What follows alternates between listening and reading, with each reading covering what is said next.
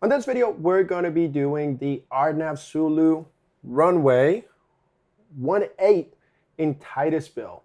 There are several interesting things about this approach. One is the airspace. This airport is located right next to Cape Canaveral down in Florida, where if there's any missions from NASA or for the Cape Canaveral area, the airspace here is a little bit I wouldn't say a little bit, it's very complex. Has a restricted area on the east side of the airport. So you got to be aware of that. That's a big threat. The other one is going to be, you're going to see as we start doing this, is going to be there's an RNAV Yankee and an RNAV Zulu. Generally speaking, the difference on the letters, a lot of times it's RMP approaches versus GPS. In this case, we are legal for both. We'll talk a little bit about why we're selecting Zulu instead of the Yankee. As a reminder, we say this in every video. These videos are for educational purposes, entertainment purposes, and to create situation awareness. You still need to work with an instructor. With every approach, remember, you're going to load it, check it, brief it, right? So first thing I'm going to do, I don't have a flight plan. First thing we're going to do is going to be press procedure, select approach. We're already in Titusville. And this is what I was talking about. One of the things about the G1000, when we're loading, checking, briefing it, if we're not legal for the approach, the G1000 is not going to have it on the database. In this case, let's take a look. I'm going to highlight both approaches. We are legal for both approaches. Just looking at the G1000 screen on between the RNAV and the RNAV Yankee and RNAV Yankee, notice that it says LNAV VNAV. One catch here is the actual approach chart is LNAV only. The G1000 is still going to populate a glide path. However, we're legal for LNAV. We're going to have a vertical guidance. That vertical guidance over the years, I noticed that it has gotten better, but it may be, if it's a steeper than normal descent, it may not be there. So just treat it as an aid, but you still have to be flying your descent angle for the approach. When we look up the RNAV Zulu 18 and we scroll down to the minimums, now we have LPV. The simulator we're flying can do an LPV minimums, and then it gives us the LNAV VNAV minimums. Okay, so just keep that in mind. That's the reason we selected RNAV GPS Zulu 18 LPV. I'm going to select enter. The other interesting thing here is going to be the vectors versus an initial approach fix. Vectors on the newer versions of the G1000 will load every waypoint on the final approach course. In this case, Fortney, Foxtrot, Oscar, Romeo, India, November, India, is not on the course. But however, from the quadrant we're coming from, they could give it to us. So I'm going to select that initial approach fix. I also look and make sure that it doesn't load a hold. The chart does not have a hold, so that's good. Minimums. Scrolling down here, LPV is going to be 340. You always got to round up. And I don't have an option to load, so I'm going to activate. Okay? As I'm doing this, I'm going to unpause the simulator. This way we can get going. Simulators on pause. I'll check the autopilot heading, autopilot altitude 2000. So the modes are correct on the autopilot on the AFCS status mode selector. AFCS status box. Let's call it a status box for the purpose of this videos. Now that we're going to check the information, so Fortney, one thing I'm going to do here, because we activated and not loaded, I am going to activate a segment. I'm going to select that Kudan, Charlie, Uniform Tango, Oscar, November. I'm going to press menu and activate the leg. Because I don't know where I'm going to land, but I know at least that's going to be some sort of accurate information. Now let's go ahead and check the approach. Final approach course is 181. This says the G1000 is saying 183.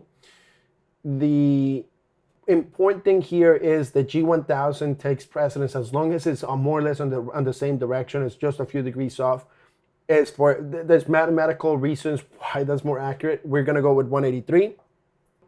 The final approach course, or the glide path intercept altitude is 1,000 for Papa Oscar Papa Hotel Yankee.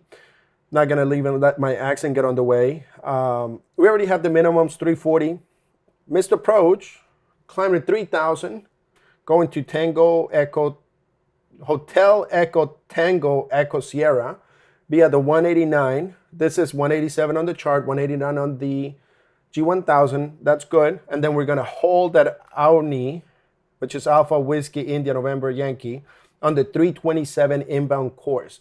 This is 329, still checks. So now that this is good, the database on the G1000 is accurate, I'm going to check the NOTAMs. Notice runway 29 and 27 are closed. Don't apply to us, but that could be a threat. All right. Now we can assume that ATC is giving us vectors for the approach. And let's go ahead and brief the approach. We're doing the RNAV GPS Zulu 18. It checks with the flight management system. It's 21st of October, 2016, 12-4. If you have a multi-crew environment, you will check that database with somebody else, with the other pilot. Final approach course is 181. Final approach fix 1,000 feet. LPV minimums 340, which are set. Touchdown elevation, if we have the airport lights inside, we can descend down to 132 feet. That is 100 feet above touchdown zone, not 100 feet above minimums. The notes, these are very important. You have to check them prior to briefing the approach. Actually, before you depart on this flight, you have to check it because this will depend if you're legal or not to shoot this approach. None of this apply for us. I did check them beforehand. The MSA is 3,000. ATC is going to give us a turn. I'm expecting they will say right turn heading 060, direct Kudan, cross Kudan, out or above 1,600. You're clear for the approach. So now I'm turning right. I'm going to push the FMS key on the PFD. Then I'm going to highlight Kudan, direct, enter. Nav on the autopilot mode selector, and I'll check the status box. GPS autopilot altitude 2000. And this is going to continue a right turn. I'll get the flight plan back on the PFD.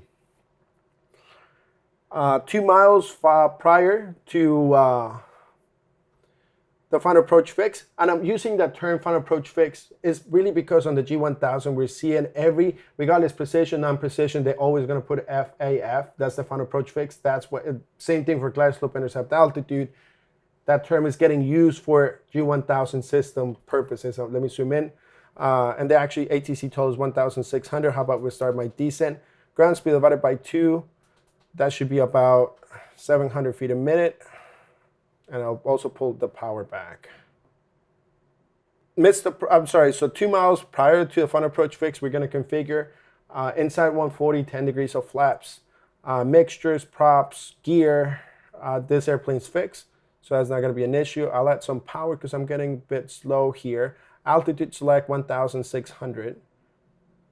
ATC somewhere along the lines is also going to say clear for the approach. If I haven't said that already, I'm going to select the approach mode on the autopilot. Note that only the glide path becomes active.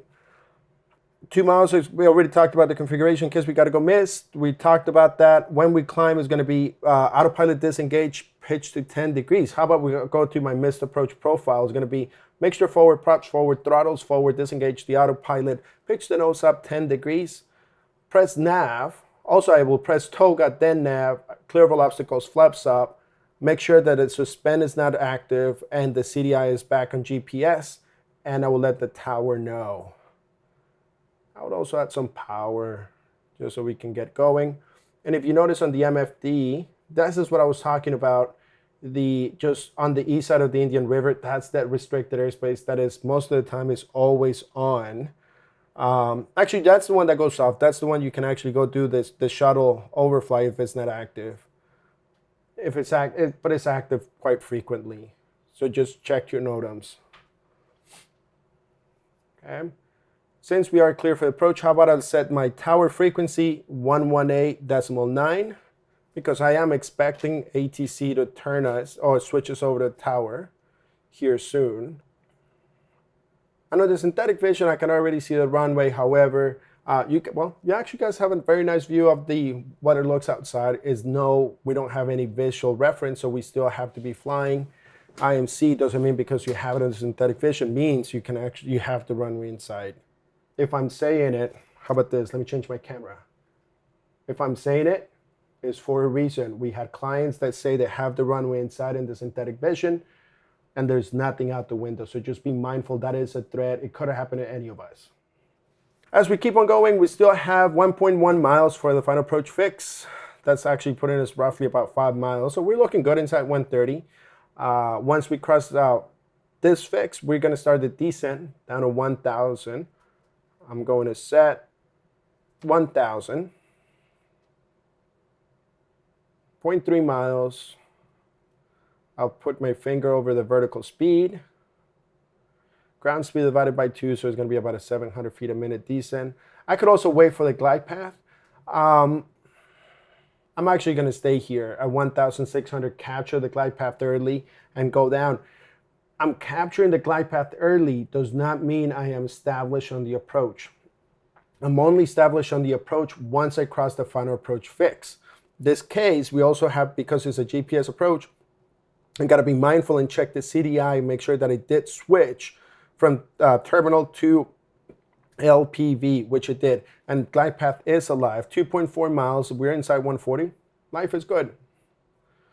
The approach will tell us to switch tower. Let me get these frequencies correctly. I will set ground. Glide path. I will also pull the power back. Big mistake is a lot of people forget to pull the power back when we start in the descent. Auto throttles are a very expensive system. We don't have it in these airplanes. 1.4 miles, 10 degrees of flaps. I'll add a little bit of power because I don't want my speed to sink that quickly. Since glide slope is intercept, I'm going to set 3,000 for the missed approach. And landing checklist, gas is on the fullest tank, gear is fixed, mixture gently on the props because they do increase a lot of drag. And if your speed is sinking quite rapidly, it's gonna drop your speed quite, and then it's more uncomfortable here. 0.4 miles, tightest build tower, 1060 Tango, RNAV Zulu 18. They will tell us we are clear to land. Final approach fix, crossing the final approach fix, altitude checks. And we are inside 1,000. 90 knots. I'm going to bump my power just a bit. Here comes 500 minimums. Notice I am hovering my thumb over the autopilot disengage. 400 minimums. I did say I wanted to be about 195 knots. So I'm just adding the power gently. Mixture forward, props forward. 300 minimums. In case I got to disengage, it's going to be toga. Disengage the autopilot toga throttle. Nose up 10 degrees. Clear for obstacles, flaps up. 200 minimums. 100. Approaching minimums. Minimums. No runway. Autopilot disengage. Toga. Mixture forward, props forward, throttles forward. 10 degrees. Control wheel steering goes up to 10 degrees attitude, if I can get it there. I'm going to select nav, clear full obstacles, flaps up, tightest build tower, Cessna 1060 Tango, missed approach, runway 18. I would also open the cow flaps.